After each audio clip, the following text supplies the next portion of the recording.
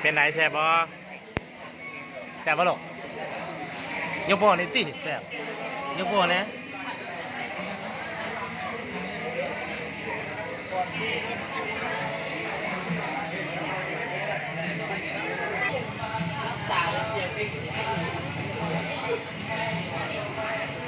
ไอ้ไอ้ไอ้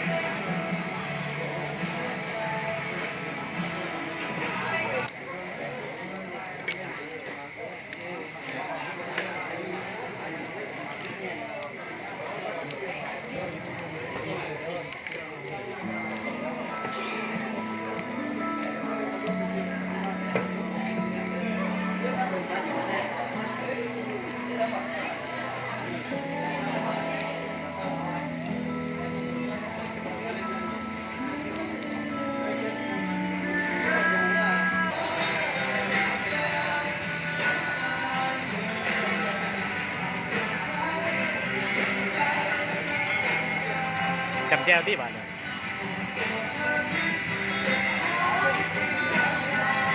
โอ้ยห่อนบ่จักเนาะบ่ห่อนเขาลง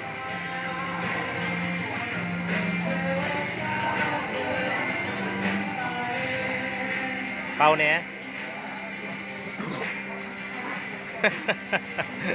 เป่าเนี่ย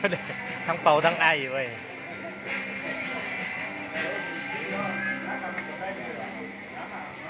โอ้ยคนเนาะเนี่ยมันหาวิธีกินจนไหนเนาะ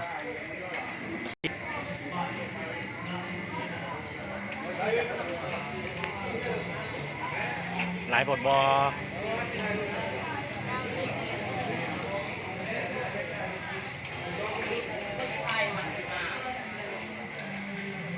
โอ้สุดยอด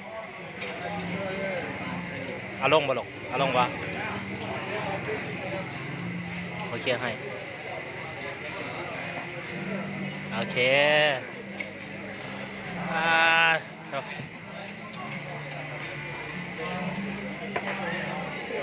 เป่าเนี้ยอย่ามันห่อนหรอก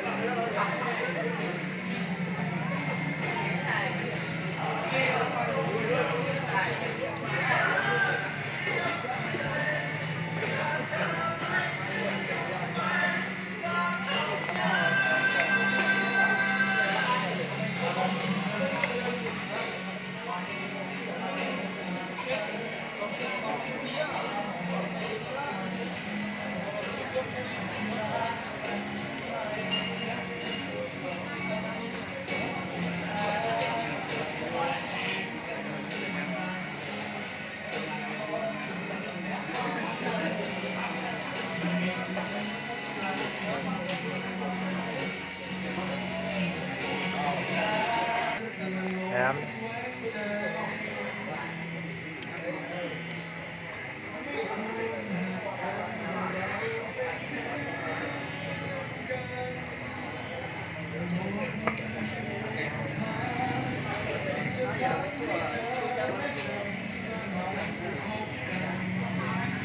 ยินละยินแล้วเนาะยังอยู่คันอิ่มแล้วเศร้าได้เลยยันหากได้หลกเด้อ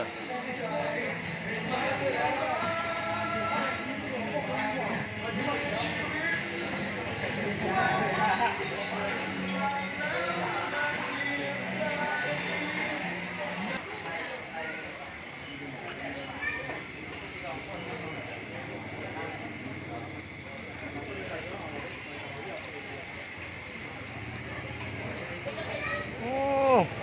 เฮ็ดเองเลยคือบ่ให้พ่อเฮ็ดให้อาจอนใหญ่ละบอกอาจอนใหญ่แล้วเฮ็ดเองนั่นน่ะเอิ้น FC กินข้าวในตีหรอก เข้าขึ้นหน้าบอก บ่ใส่เทิงหรอกอาจอนมักใส่น้ำป่ะใส่ทั้งเทิงพี่หรอก ว่ามันน้ำมันเด็ก น้ำมันให้มันนั่นน่ะเด้หรอกให้มันไหลอยู่นี่มันจังบ่ไหม้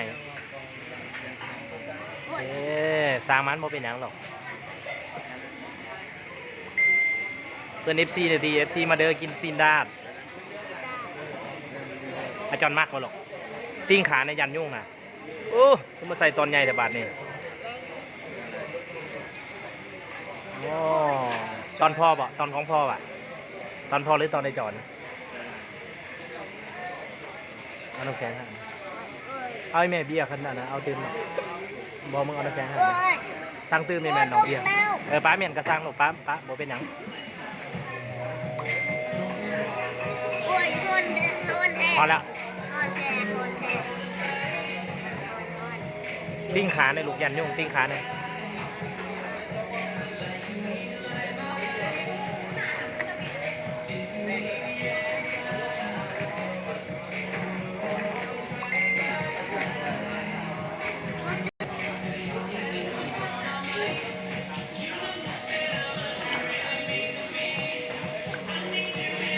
เป็นเยอะ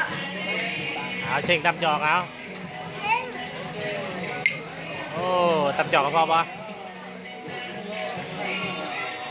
ทำปะทำเนี้ย